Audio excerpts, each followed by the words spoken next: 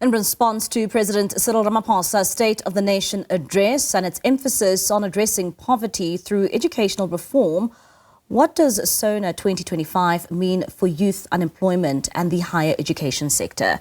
And I joined by Ari Katz, who's the CEO of Boston City Campus, for more on this discussion. He joins us now via our video link.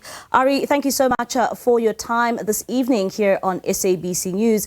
Let's start off here and continue to get your reaction then when it comes to the State of the Nation address and in terms of what it plans to do to tackle youth unemployment in the country. Good evening, Bali. I think what the president is really trying to address is the concept of market-ready graduates. I mean, we need to bear in mind that we live in a country where unemployment amongst those who have matric is 35% plus, whereas those who are graduates, their unemployment rate is just under 10%. Now, although that proves that getting an education improves your chances of gaining employment, clearly the number of 10% of grads unemployed is not an acceptable number, and we need to look at how do we ensure that we get market-ready graduates. I think what's important to understand as well in that context is that higher education as such is about building cognitive skills to enable graduates to think in a certain manner. That doesn't necessarily automatically translate into ready-made jobs, and the president is really looking at mechanisms of how we bridge that theoretical knowledge out of higher education into making job-ready graduates, so to speak. And, what role can higher education play, right, in terms of, ensuring that there is that skills-based training? Like you're saying, that you cannot guarantee that graduates will be ready to work, but what can be done to ensure that we do drive, graduates to be in a workspace? So we've, over the last couple of years, experimented with quite a number of measures which have proved very effective. I think number one, which is also what the president is alluding to, is to include workplace integrated learning into every qualification. In other words, every qualification, you need to ensure that your graduates are able to, number one, show that they can demonstrate applying their theoretical knowledge in a practical environment.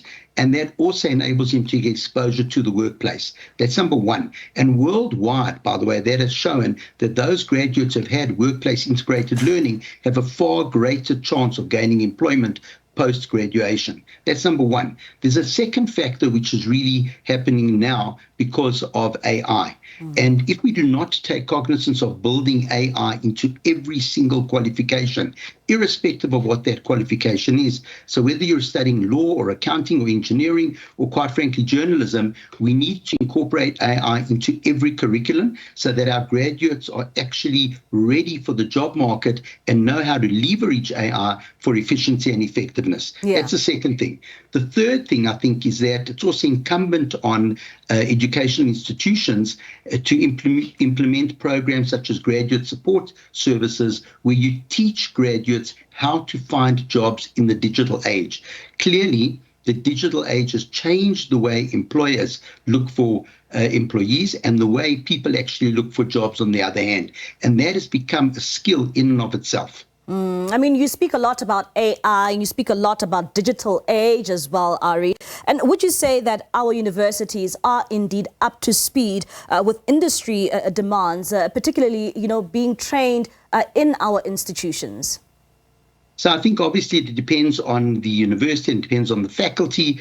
But as I've said that, I think there's definitely this trend. I know we've included AI into every single module that students are taking so that they learn to incorporate AI into that. That's really a push. And I would encourage students to embrace AI. I know there are institutions that are shunning AI because they fear plagiarism, etc., etc. But I think it's important that we teach our students how to work with AI so that, as I said, they can leverage AI for efficiency and effectiveness and to gain employment.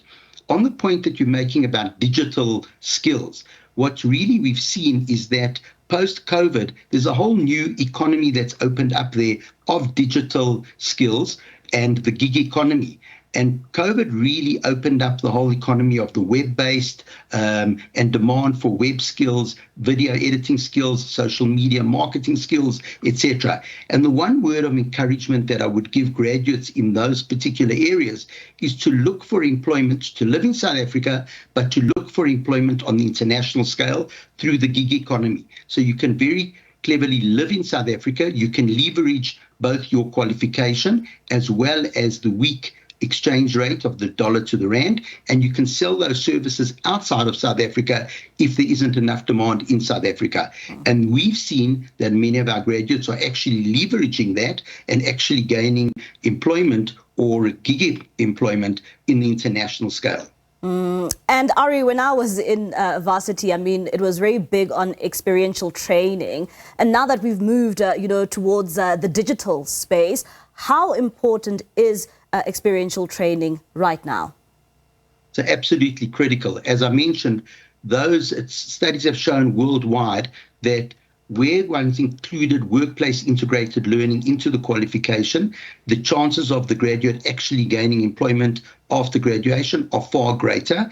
And one of the things that the president actually did mention in Sona was to encourage the private sector to actually open its doors and to provide students and graduates with workplace integrated learning, where they get the opportunity to, number one, demonstrate that they can apply their theoretical knowledge in a practical environment. They can learn how the job market actually works, and they can actually establish contacts with employer organizations. And when it comes to, higher learning institutions, I mean, they play a very big role in terms of breaking the cycle of poverty, in various communities in our country, And when it comes to the quality of education, would you say that it still plays a very meaningful role in terms of trying to break generational curses in some homes and breaking the cycle of poverty? So I think in terms of quality of education, there are a number of factors. The first factor is that in South Africa, we're actually very lucky that we have a unitary accreditation system. So all higher education institutions are accredited by the same body, being the Council for Higher Education. So one thing that I would urge students, especially now at the beginning of the academic year, that before you start your studies, you check that the institution is actually accredited by the CHE and registered with DHET, and one can go onto the DHET website and find a list of all accredited institutions.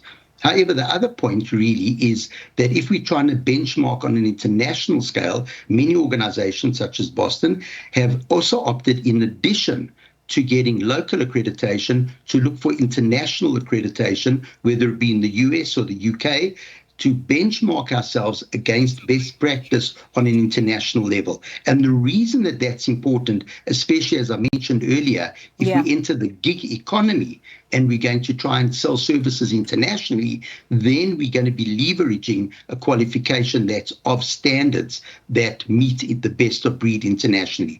And so I think South Africa does still meet those standards. All right, Ari, thank you so much for your time. That is Ari Katz. He is the CEO of Boston City Campus there, just giving us an insight in terms of some of the aspects which have been highlighted by the President in the State of the Nation address.